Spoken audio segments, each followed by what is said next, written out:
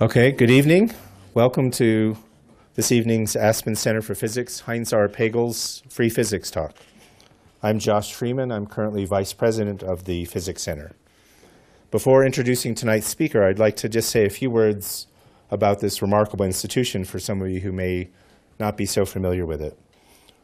For over 50 years, the Physics Center has played an important role, a central role in theoretical physics. Every summer, over 500 scientists from around the world assemble here, each coming for a few weeks. They participate in workshops on a variety of topics, but more importantly, they engage informally with each other, discuss recent accomplishments and developments, exchange and sharpen ideas, and move forward with existing collaborations while forging new ones. Liberated from the normal obligations of their home institutions, and inspired by the many researchers with whom they share common interests, the center's researchers really relish the relaxed space and time that they have here to undertake the kind of intensely focused thinking and discussion that's often required to move the frontiers of science forward. This structure has been extremely fruitful, and the center has been the scene of a number of important recent developments in physics, some of which have been born here, others of which have seen important advances made here. A nonprofit institution, the center is partially supported by the National Science Foundation, which recognizes its important contributions to fundamental science. I've been coming to the center for over 30 years now, and every summer I find it immensely stimulating and beneficial to my own research. This lecture series memorializes the important contributions to physics and to the Aspen Center for Physics by Heinz Pagels, who taught at Rockefeller University and was a leading figure in particle physics theory until his untimely death in a climbing accident on Pyramid Peak in 1988. Before introducing tonight's speaker, let me just mention also that the next event in this series is a lecture on July 7th entitled Singing Binaries, Listening to the Chirps of Black Holes by Ilya Mandel from the University of Birmingham. If you'd like to be on the mailing list for future events, please sign up on the sheet that's in the lobby outside the auditorium after the talk. So tonight's distinguished speaker is Catherine Heymans, Professor of Astrophysics and European Research Council Fellow at the University of Edinburgh. Catherine received her master's degree at Edinburgh in 2000 and her PhD from the University of Oxford in 2003. She was awarded prestigious fellowships at the Max Planck Institute for Astronomy, the University of British Columbia, the Institut d'Astrophysique in Paris, and the University of Edinburgh. She has been an academic at Edinburgh since 2009. Professor Heymans is one of the world experts on weak gravitational lensing, the very subtle distortion of the apparent shapes of distant galaxies due to the fact that their light travels on curved paths through the intervening distribution of mostly dark matter in the universe. And she's going to explain all of what that actually means. All of it, yes, and more. She co-led the analysis of the Canada-France-Hawaii Legacy Survey, known as CFHT Lens, and is now co-leading the analysis of the Kilo-Degree Survey, known as KIDS. And just to give you a little bit of a sense, these surveys involve the precise measurements of the shapes of many millions of galaxies, and using those shapes to make inferences about the expansion of the universe, the nature of dark matter, and dark energy. I should add that Catherine's KIDS survey is currently in friendly competition with a project I'm involved with called the Dark Energy Survey. And such competition is common in science, and it's extremely healthy and stimulating for the field. And we spur each other on, and we learn a lot from each other. So this evening, Professor Heymans will tell us about all these matters, and she'll be illuminating the dark side of the universe for us. There'll be plenty of time for questions at the end of the talk, so please welcome Catherine Heymans.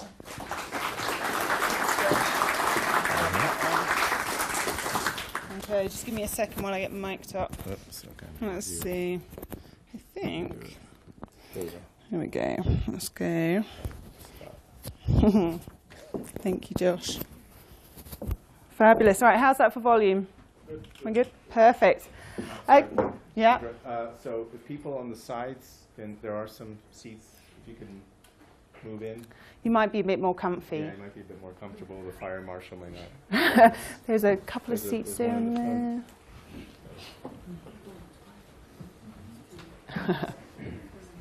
Okay, let's get up the first slide. It is an absolute great pleasure to see a full auditorium. I'm speechless. It's even more of a pleasure actually for me to be here. You know, as Josh was saying, the Aspen Centre for Physics is a very special place, and it really is the highlight of my year to be able to come and work here. It's also the highlight of my children's year, because they get to come to Camp Snowmass and do all sorts of non-British things like mountain boarding and whitewater rafting and skateboarding and all sorts of exciting things. Now, I'll confess to you this evening I'm mightily relieved because my son has opted to stay in my office watching a movie with one of my colleagues instead of coming here. Thank goodness, because the last time I allowed him to come to one of my talks, it was the most mortifying experience of my life. Now, I was presenting one of my newest results, this large map of dark matter that you can see behind me. And he was only 4 years old at the time. But he decided this was the point to embarrass me. And he jumped up and he shouted out to the whole auditorium, "My mummy doesn't know what she's talking about!"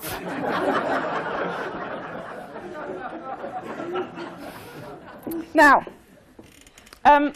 many of you are parents, I can see that, and I'm sure you've experienced excruciating moments in your life as a parent as well, and you kind of have to find some sort of solace in it, don't you? Some reason why that happened. And I've come to realise that, you know, for a 4-year-old boy, actually, he was being extremely astute. That's because my research and what we've been working on for the last few weeks here is to try and understand the dark side of our universe. The stuff that we can't see, and we can't touch it, but we know that it's there because of the effect that it has on the things that we can see. Like this beautiful image of galaxies. This was taken by the Hubble Space Telescope. It's one of the deepest observations of our universe ever made. And what you can see here is an array of different types of galaxies. Now, they're made up of exactly the same chemicals that you and I and the Earth and the Moon and the Sun is made up of. This is the stuff that a particle physicist can understand. But our best theory of the universe tells us that this stuff that we can see, the stuff that we're made up of, accounts for less than 5% of the universe. And I'll let you into a little secret, which is only being recorded by the video camera over there. We physicists don't understand the dark side of the universe. We don't understand 95% of our universe. So you see, my son was quite right. I don't understand the thing that I'm researching. But it's extremely important. Our current understanding of science cannot explain the observations that we're making. This is one of the major challenges in science today. And it's widely believed that if we can understand the dark side of our universe, this is going to have to bring about some sort of revolution in physics, some change in our understanding of physics that will forever change the way we view the world and the cosmos around us.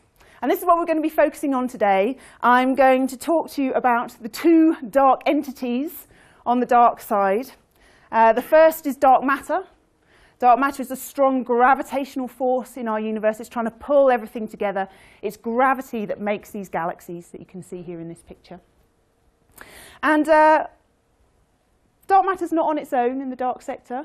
I like to think of it having kind of like an evil sister, because there's another entity to the dark side which we call dark energy. Now, dark matter's trying very hard to pull everything together, and this evil sister is making its job ever and ever harder by causing the expansion of the universe to get faster and faster each and every day. So dark matter's trying to pull things together, but the distances between those objects are simply growing apart. These are our two entities on the dark side. I'm going to show you the different pieces of evidence for dark matter and dark energy. And I'm also going to tell you about the technology that the US and the UK, where I'm from, are building in order to really try and understand the dark side of the universe so by the time I retire, I can look my son in the eye and say, I do actually understand what I'm talking about. There you go, that's the quick summary of the talk. Let's start off with just getting a sense of scale, because we're going to be talking about the really big scales in our universe today. Now, we're on planet Earth. It's one of 8 or 9 planets orbiting the sun, depending whether or not you think Pluto's a planet. We can debate that later. The sun is just one star going round in our own Milky Way galaxy. Here's a good statistic for you. Our own Milky Way galaxy has about 20 billion stars in it. That means for every single human being on planet Earth, you get about 30 stars in our own Milky Way galaxy. So the next time there are no clouds, go out and pick out your stars. And the darkest observing site you can go to, the more you get to choose from, because you'll be able to see more. But 30 each, there's a lot of stars in our own Milky Way galaxy. Now I'm going to pause in our story of the scale here, because we can actually learn a lot about dark matter by just thinking about our own Milky Way galaxy. And to help you understand this bit, I have stolen my son's teddy bear. Don't tell him, he's just in the office over there. Right, it will all become clear very shortly. My poor son's teddy bear. Right, okay, I'm going to spin this teddy bear around my head. Don't worry, people in the front row, I have secured it on extremely tightly. Now, the faster I spin this around my head, the tighter I have to hold on to it. Okay, we're all happy with that? Physics? Yeah, okay, what on earth, Heymans, has that got to do with galaxies and dark matter? Okay, so this is a galaxy that's not too different from our Milky Way galaxy. Now, what you want you to think about is this mouse is now a star, our own sun, and our own sun is going round and round in our Milky Way galaxy. But there is no string in our galaxy keeping all of the stars bound. The force that's keeping all of those stars going round and round in our Milky Way galaxy is gravity. Okay? Now I can count roughly how many stars there are in our own Milky Way galaxy. I know roughly how much each star weighs. So I can calculate exactly how much gravity there is in our galaxy just by how many stars there are there. And then I can look at how fast the stars are going round. And it turns out that the stars are going way, way, way, way, way, way, way faster than the gravity that we would calculate is there just from coming from the stars that we can see. It's as if when I'm swinging that mouse around my head, the string would break. So from this we can conclude that there has to be more stuff in our galaxy sorting that gravity, holding everything together. If there was only the matter in our own Milky Way galaxy that we could see, then all of the stars would simply fly out. They're just moving too fast. Now, astronomers conclude, and they have called this a halo of dark matter. There's this big, big sphere of dark matter surrounding each galaxy, adding that extra stuff, that extra gravity to keep everything bound together. Okay, at this point I'd like to take a poll. I just want to gauge what the mood is in the audience this evening. The funny chap up in the corner there is the ever-fabulous Fritz Vicky, who first came up with this idea. Everyone thought he was completely mad. And I don't think his facial expressions helped with that scenario. But anyway, he was a visionary, and he came up with this idea of dark matter. All right, I'm going to take a poll. You can only vote once, and I can see you all. Okay, your option, I'm asking you the question, what is this mysterious dark matter in the galaxies that I'm telling you has to be there because otherwise all of the stars in our Milky Way galaxy would simply fly apart? Okay, do you think it's dead or weakling stars that we can't see? You know, I said I had to count up the number of stars. Maybe I just haven't counted that right. Do you think it is a new type of particle that hardly interacts with the stuff that we're made up of, and that's why we can't see it, but it's there? Or do you think I have made up a tooth fairy because I've got my sums wrong? That's your choice this evening. Don't just vote with the herds. I do this with my undergraduate students, and they just look around and see who else is voting. You're your own person. All right, who would like to vote for dead or weakling stars? Okay, small contingent for the dead or weakling stars, excellent. Who would like to vote for a new type of particle that the particle physicists can't? Okay, yep, fine. And who thinks I've come up with a beautiful tooth fairy? Patty, go Patty. Okay, for those who voted for A, dead or weakening stars, this was actually the first research project I ever did at the tender age of 18. Our technology now is so good that we really can see what's making up our own galaxy and other galaxies out there. I'm really fairly certain that we've done our quota of the star count right. So I'm pretty sure that we haven't just added up it's not that we're missing star counts. For people who voted for the tooth fairy, good, you should be sceptical. A good scientist is a sceptical scientist. And indeed, what we've been working on for the last 2 weeks is trying to see whether we can test our model of gravity. That's been the title of our workshop here, Testing Gravity. On these particular scales, on galaxy scales, it's very hard to prove Einstein wrong. Einstein's theory of general relativity has been tested so well on these sort of scales that I really believe that there is this additional amount of dark matter. But yes, you should be sceptical. That's a good scientist who's sceptical. So for the rest of the talk, we're going to go with the hypothesis that we've got a new type of particle that hardly interacts with the stuff that we're made up of. OK, let's go back to our story of scale, because in order to test that hypothesis, we now need to go and look at this dark matter on really, really large scales. So our Milky Way galaxy is just one galaxy in billions of galaxies in our universe. Our galaxy is in a local group. And Andromeda is our nearest neighbour. If you look up in the night sky, you'll be able to see it. It's a little kind of fuzzy blob. It's not that exciting, but you can see it with your naked eye. Galaxies also tend to live in clusters. You tend to find that they like to kind of cluster all together, like humans cluster in cities. And if you look at the distribution of these galaxies on really, really large scales, it makes up a kind of a cosmic web. I'm going to show you a movie now of real data that's taken from the Sloan Digital Sky Survey to really help illustrate this cosmic web idea. So we're flying through the universe, and each of these different galaxies that you're flying past, that's a real image, and they've positioned them in the movie exactly where they are in the cosmos. And what you can see is that these galaxies aren't randomly distributed across the sky. They're not just scattered everywhere. They tend to cluster and form these filaments, this webby-like structure.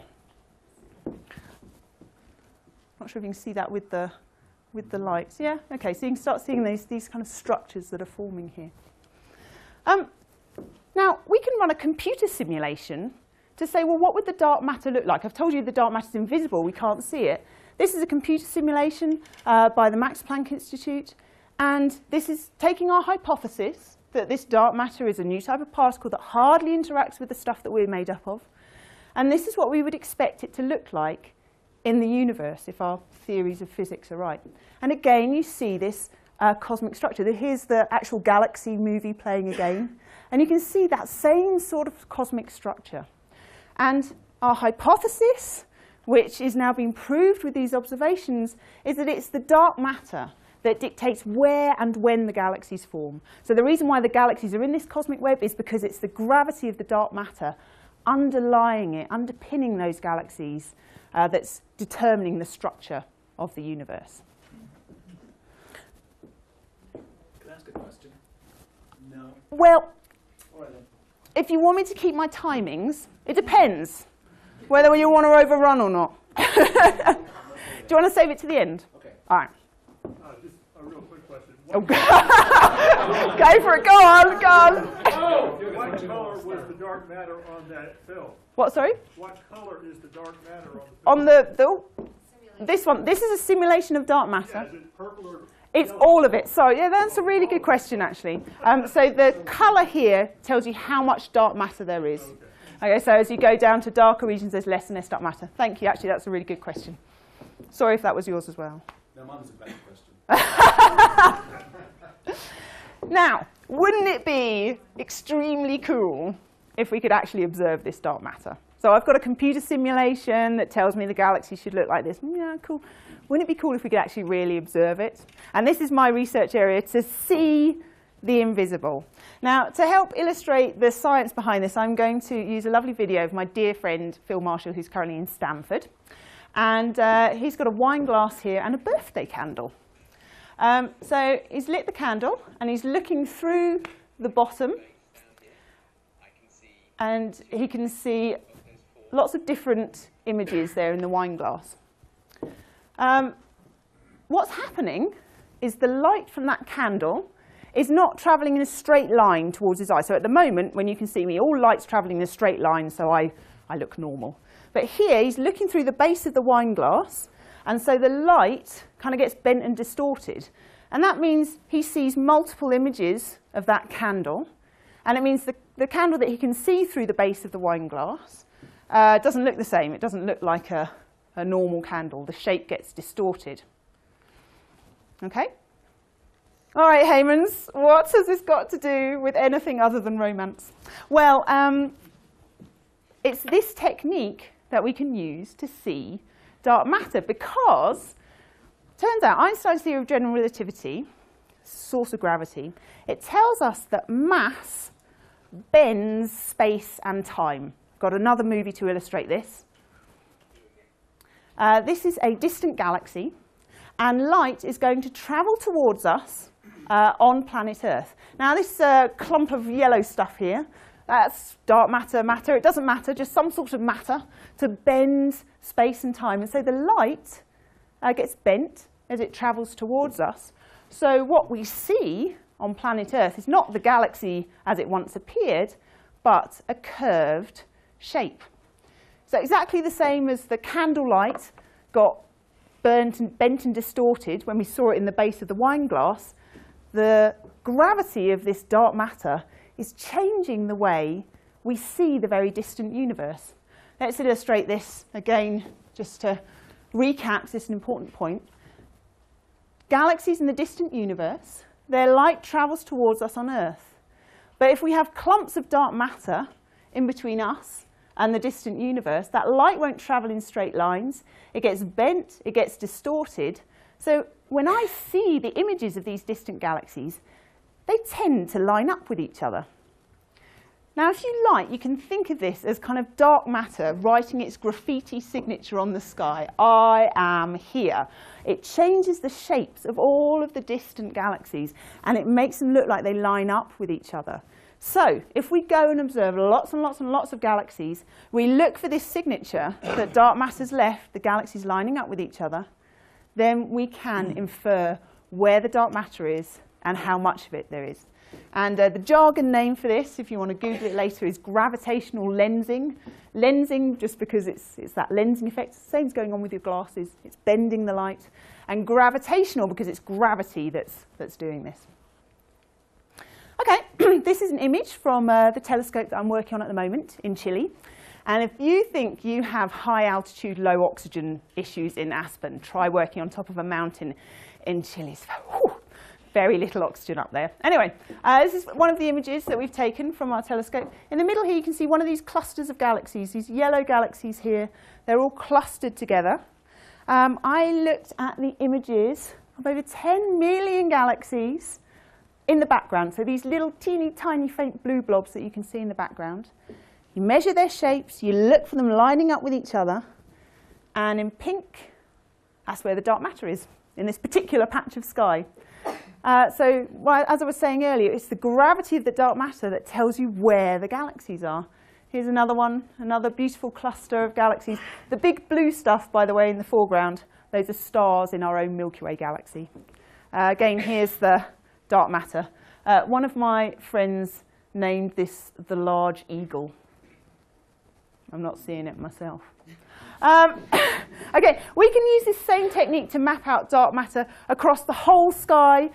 This is one of the dark matter maps. Josh has gone and beaten me now and done a bigger one.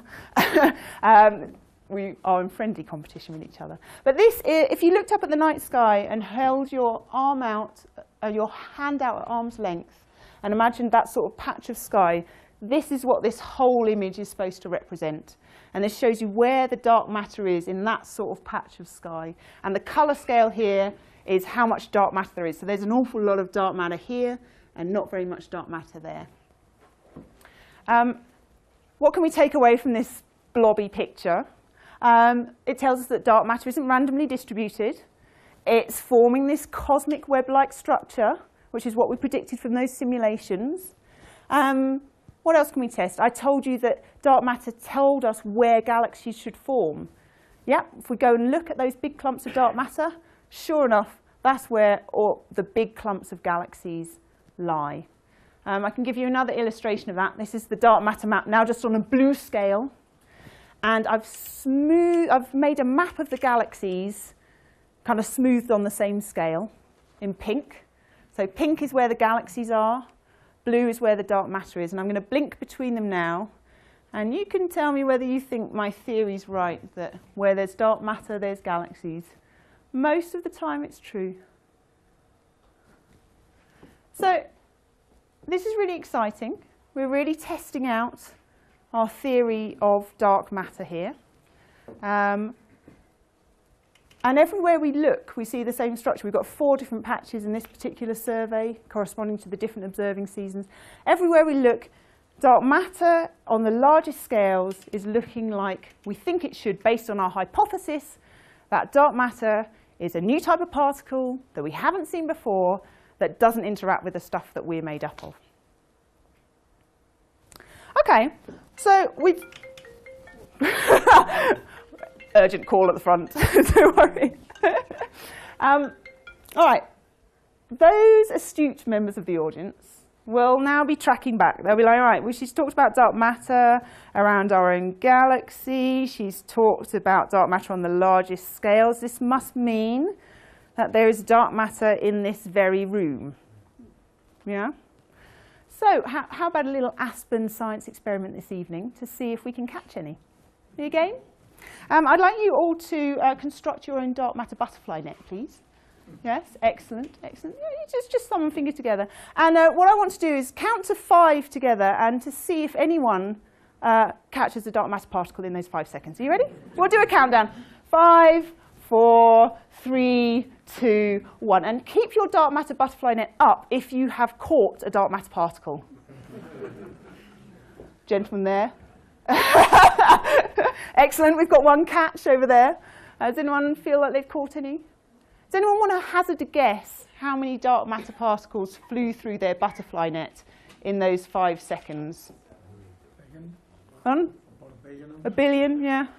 Somewhere between about 1 million and 1 billion. We don't really know that much about the dark matter particle, but somewhere between about 1 million and 1 billion. You don't feel them. You don't feel them. They don't interact with the stuff that we're made up of. Now, in the time that it's taken you to come to the Aspen Centre for Physics this evening, come and sit down and listen to the first half of this talk, there has probably been about 1 direct collision between a dark matter particle and a particle in your body. Just 1. The reason why there's so few collisions is these dark matter particles are extremely small, so they just fly past the particles in your body without even seeing them. But every so often, there will be a collision, but you're not going to feel it. And this is what we can actually search for. Now, this is one of my favourite parts of particle physics because, has anyone seen the Austin Powers movies where there's like Dr. Evil in his underground lair, or James Bond? Yeah, they're always like in some deep underground lair. This is an awesome underground lair. This is in the South Dakota hills. It is extremely deep underground. This is a major US project with some UK involvement called Lux Zeppelin. This is an awesome dark matter butterfly net. It's really deep under the ground because you want to shield it from all of the other particles that are flying around there. There are loads of neutrinos that our sun produces as well, so you kind of want to shield it from that as much as possible. They have built, or in the process of building, this huge, huge detector that's a little engineer for scale. This is a 10-ton vat of liquid xenon. And they put it underground, and then they just kind of leave it. And what happens in the time that they leave it for is every so often you will get a direct hit between a dark matter particle and a xenon particle in this giant vat. That will change its energy just slightly from that collision. And then there are these little tubes inside it that can detect the light that's then emitted from these particles. So they gain just a little bit of energy, and then they can detect that through light. I'm extremely excited about this detector. I'm really hoping it's going to find something. They should be reporting their results over the coming years, so definitely one to watch out for, and a big major US project that you guys should be really proud of. I hope these guys will find a dark matter particle.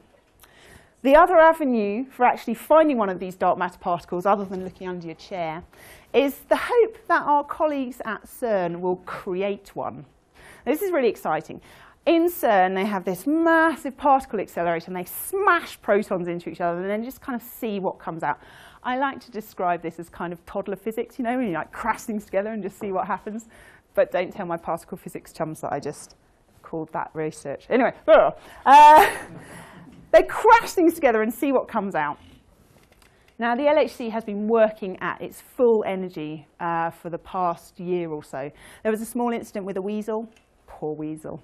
Anyway, did you hear that? It kind of chewed the wires. Anyway, the hope is that they are going to create one of these dark matter particles. They probably should have seen it by now, to be honest, and people are starting to get a bit nervous. Why have they not seen a dark matter particle yet? So cross your fingers, any day there'll be a press conference. Either these guys and girls will have found it, or the LHC would have created one. I really think this isn't a tooth fairy. I believe dark matter exists. It's a central piece of our understanding of physics, and it will really change particle physics to build that into the standard model. We've now found the Higgs boson. We need to move on to understand these additional particles. Okay, I'm going to move on now to the second dark entity, because you know what? Dark matter only makes up 25% of our universe. So we've covered the 5% that you and I are made up of, the 25% of dark matter. We've still got another 3/4 of the universe to go. The big component of our universe that we call dark energy. I've got two computer simulations here of the universe evolving with time. On this side, I've got dark matter on its own, a universe just with dark matter. And on this side, we've got a dark matter universe with dark energy. The number ticking down the top is the time. It's just the time from the birth of the universe, to the present day. What's happening is gravity is pulling these structures together, so you're seeing that cosmic web start to form. And you see when there's dark matter on its own, it forms much earlier than if there's dark energy. And that's just because dark energy is making the universe expansion accelerate, so it makes it ever harder for dark matter to pull that cosmic web together. And this is the way that we can use the technique that I've been telling you about to also tell us about dark energy, because we can map out how much dark matter there is at different epochs in the history of the universe. We can see how those dark matter structures are changing with time. And what we're looking for is dark energy kind of slowing down the growth of that cosmic web. Now, in 2011, the Nobel Prize in Physics went to these three gentlemen for their discovery of dark energy. Saul Perlmutter here, Brian Schmidt, and Adam Reith. It was a fantastic discovery. I can remember it extremely fondly. I was sitting in a lecture. We were going to do some very boring stellar evolution science, and my lecturer said something really exciting has happened. Cancel stellar evolution. We're doing cosmology. I'm telling you about the accelerated expansion of our universe. Before we get into the physics, though, let's just take a pause and look at the body language in this image, because I think it speaks 1,000 words. Let me tell you a bit of the history. Saul Perlmutter, I really kind of see him as really the godfather of this field. He was the visionary. He really thought about using a certain type of dying star that we call a supernovae in order to measure how fast the universe was expanding. Now, a supernovae, when this particular type of star dies, it always emits the same type of light. Now, I'd like you to imagine that you're in your Aspen garden, and you've got a torch, and you send your partner off down the garden path, walking away with you with the torch. Now, as your partner walks away from you, you'll see the light of that torch getting fainter and fainter. Yeah. And you could probably estimate how far your partner was away just by how bright that torch looked. Okay? This is the technique we're using here. When the supernova dies, it emits the same light. That's the light coming out of your torch. But the further they are away, the dimmer they are. So just by measuring how bright these dying stars are, you get a distance measure from them. Now, you can also see what colour that light is. I'm sure you're all familiar with an ambulance going past you. Yeah? That change in tone as it goes past you. Same with light. If something's moving away from you, so if you got your partner to run really, really fast down the garden, then the torch would start appearing redder. They'd have to run really very fast. But anyway, it's the same idea. So you can use this colour of the supernovae to also tell you how fast the supernova is moving away from you. Okay?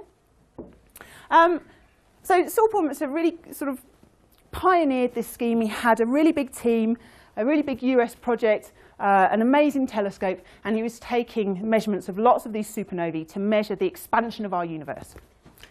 Now, let's go to the other side.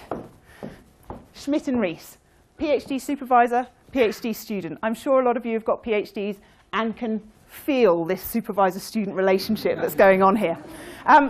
Now, I kind of like to think of this team as kind of more like the plucky team. They had a smaller telescope, smaller number. They just plucked away at this thing. And Adam Rees sort of talks about coming to his supervisor. They had a much smaller data set. Coming to his supervisor and said, yeah, I found this really strange thing. But, you know, we're measuring the expansion of the universe. It's accelerating. And I mean, I don't know, but I'm guessing here. But I'm guessing the supervisor said, yeah, go back and do it again. Because that's what my PhD supervisor would have said to me, and is indeed what I say to all of my PhD students when they come out with a surprising result. But it held. These guys published their papers first. Saul Permeter and his team came out with their papers very soon afterwards. And the fact that both of these completely independent teams found the same very exciting result, that the expansion of the universe was accelerating, was major. It was a major game player.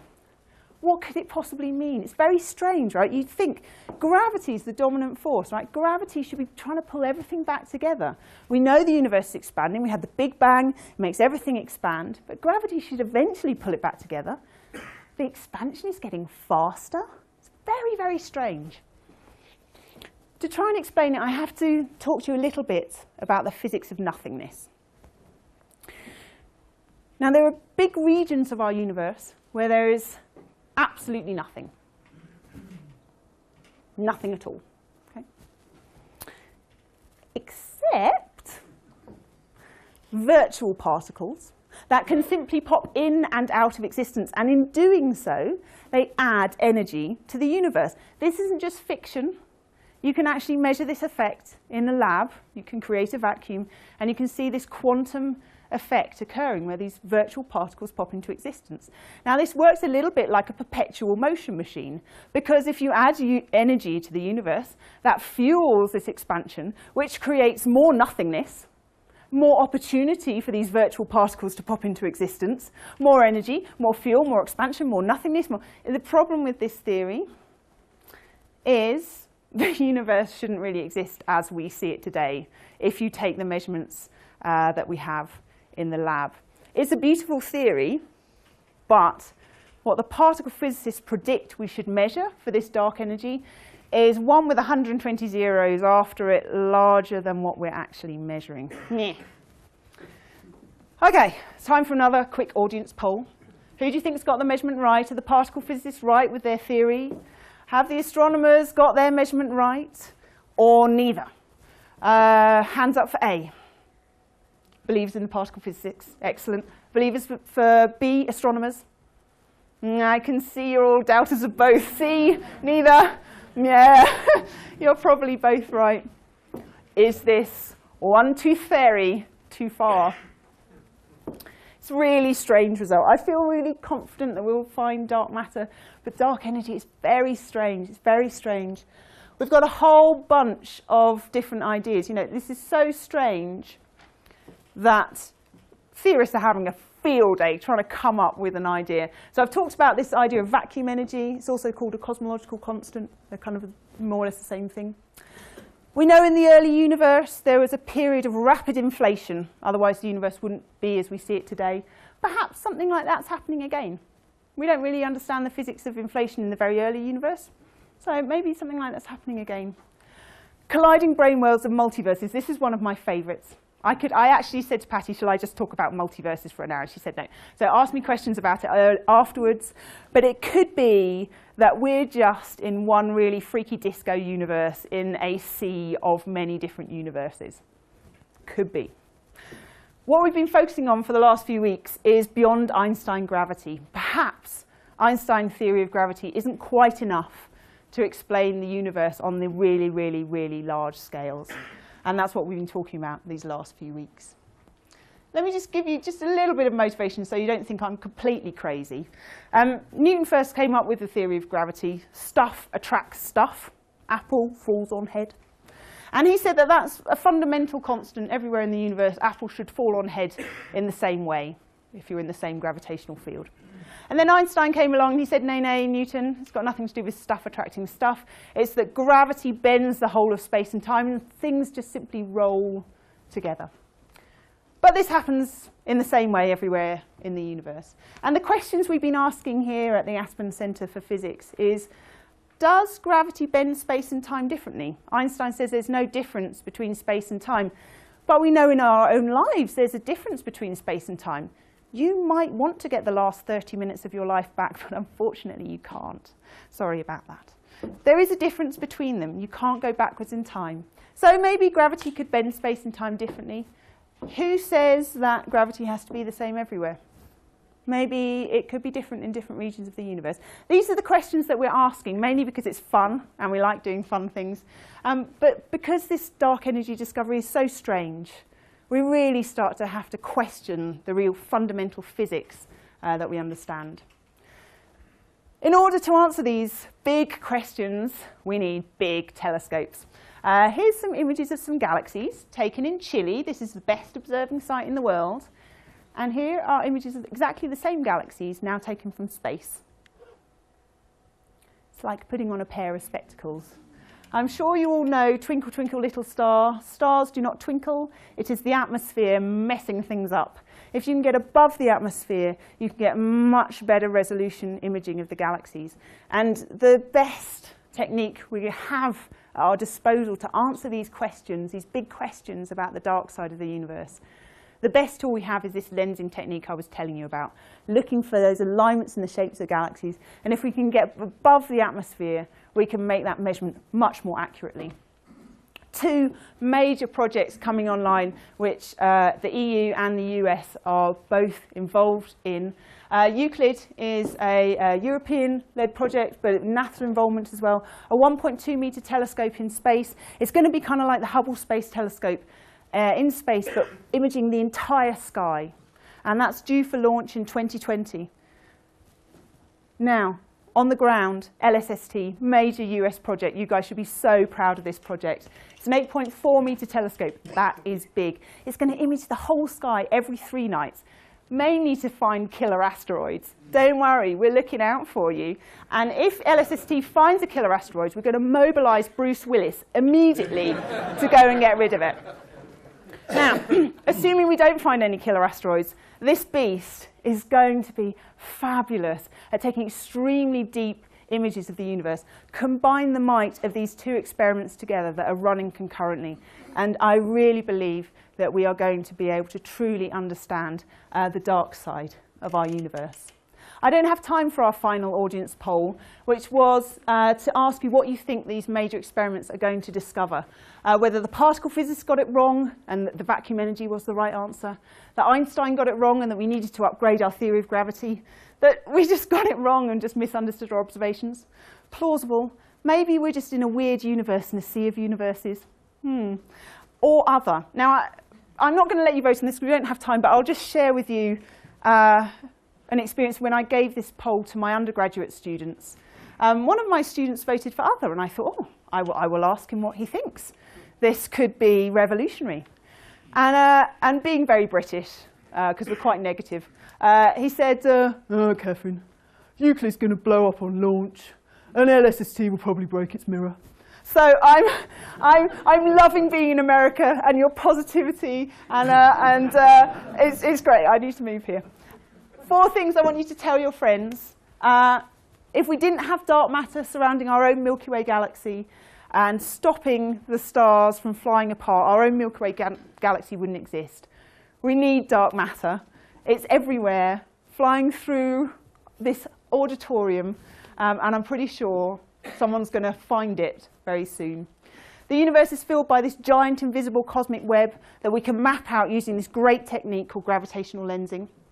I've told you about dark energy that's speeding up the expansion of the universe. It's very strange, though, and we really need to understand it. And the reason why you should be excited about this science and excited that the US is taking such a major lead in this project is because if we can understand the dark side of the universe, we're going to have to invoke some sort of new physics, and that's really going to revolutionize our understanding of the universe and the world. Thank you so much for listening to me.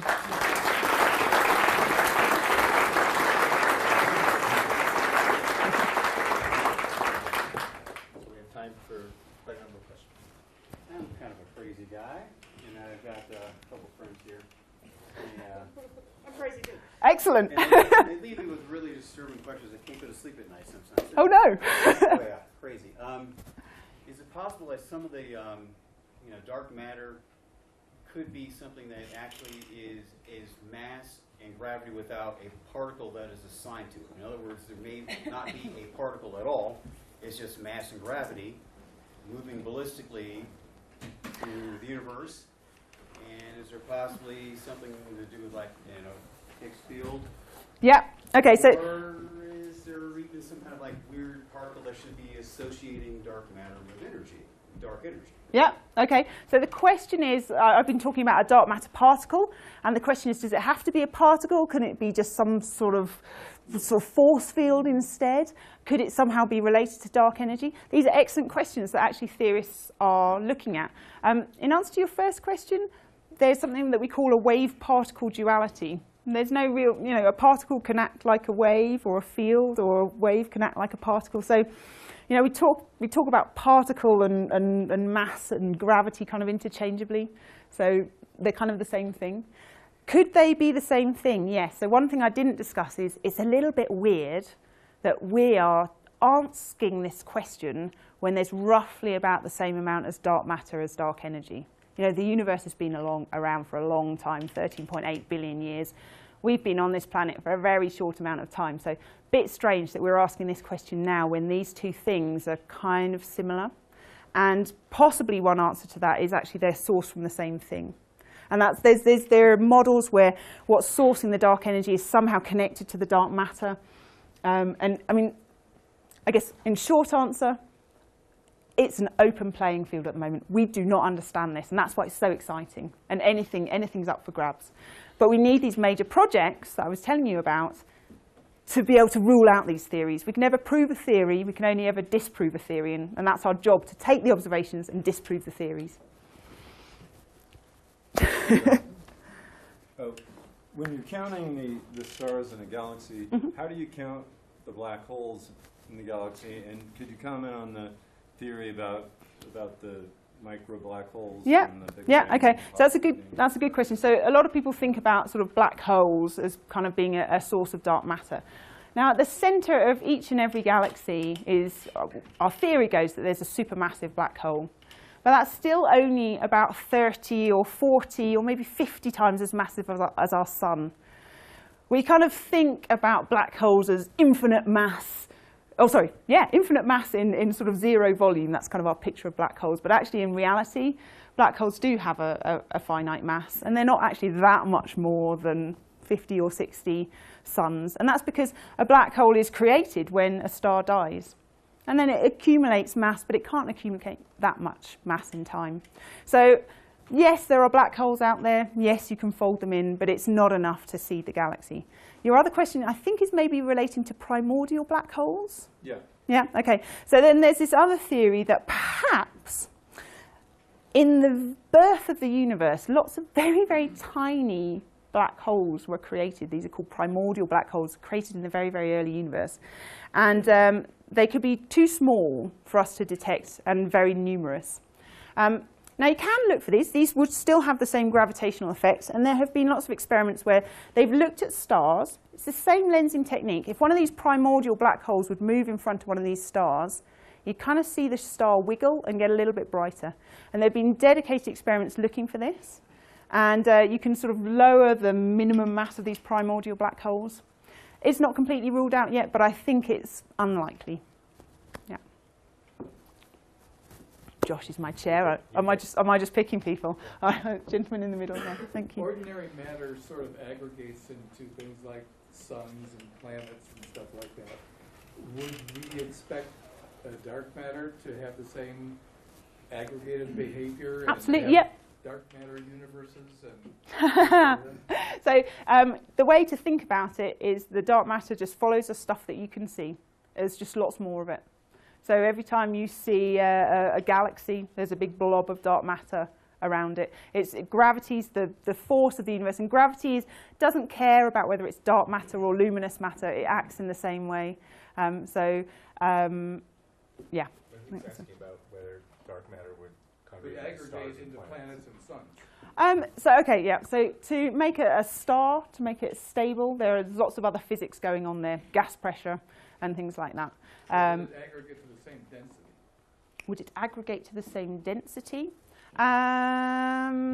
You've got more pressure forces binding everything together. So the density of the sun is much denser than you would expect in a sort of a dark matter blob, because there's more forces pulling that together. Is that right? No, pressure acts in the opposite sense. Well, it's basically that we think if dark matter is just a weakly interacting particle, it doesn't have a mechanism to lose energy and cool down to aggregate into very dense objects, we think. So we think if it's just these simple particles, then dark matter would be relatively smoothly distributed throughout the galaxy. Okay, so if anyone couldn't hear that from Josh, the idea is that if you need the dark matter to form so dense, then it has to somehow cool down, and it can't do that, so it's so weakly interacting. Yes, gentleman at the side there. It sounds to me, and I asked this question a few weeks ago, it sounds like the density of the dark energy is independent of the expansion of the universe. No, that's not true. So the density of dark energy and the density of dark matter will change with time. As the universe expands, for example, the density of dark matter will go down because there's nothing creating dark matter. So just as the volume of the universe expands, the density of dark matter will go down, and the density of dark matter, dark energy is increasing with time. Yeah, and that's in our theory of it's coming from a vacuum. That's just because there's more volume, more vacuum, more ability to create this vacuum energy. It's just the sums don't quite work out in that theory, but it's a beautifully simple theory. One question. I have half of my audience are female, but I have no females asking me any questions. I'm just fascinated. Yes. All right. Prior to Einstein's theory of general relativity, there were two kinds of mass in the world. There was inertial mass and gravitational mass. And although they were measured to be equal all the time, there was no theory that said, yes, they're identical. Now, Einstein said they were in the general theory of relativity. However, he clearly stated in that general theory that if the mass did not obey Newton's laws of physics, that need not be the case. So I present that to you. Dark matter need not have the inertial mass equal to the gravitational mass, which is a question that hasn't been considered. Yep, I think it's one for the theorists to have a think about. Yeah. Okay, at the back. Yeah. Is there any discussion among cosmologists as to the why that only 5% of our universe is observable? In other words, cosmologists discuss, is this the work of chance, or does it show some sort of intelligent design? Yeah. So before I came here, I gave took part in a very interesting debate at a philosophy festival in the UK, and we discussed exactly this question: why is our universe? Why does it seem to be quite fine-tuned to life? If we didn't have this dark matter that we see, the galaxies wouldn't form. If galaxies don't form, we don't get stars forming. If we don't get stars forming, we don't get planets forming. No planets, no life. There are lots of other interesting things out there. If you change the proton mass by a very small amount, then you simply can't form atoms, don't form life. Other small things, if you change if you change Coulomb's constant, that tells you how particles charge and form together. If you change that by 4%, our sun would simply explode. It's very strange. The physics of our universe seems to be extremely beautifully fine-tuned to life, and you can take that either way. You can take that as we're lucky. You can take that as there's a higher being that has created a universe where life is possible. Or you can get to this idea of the sea of universes. So there is a theory that is gaining momentum, although I'm not sure if my colleague Josh approves, that it could be that our universe isn't the only universe. It could be that there are lots of universes out there, multiple universes. Each one is a different realization of the physics as we know it.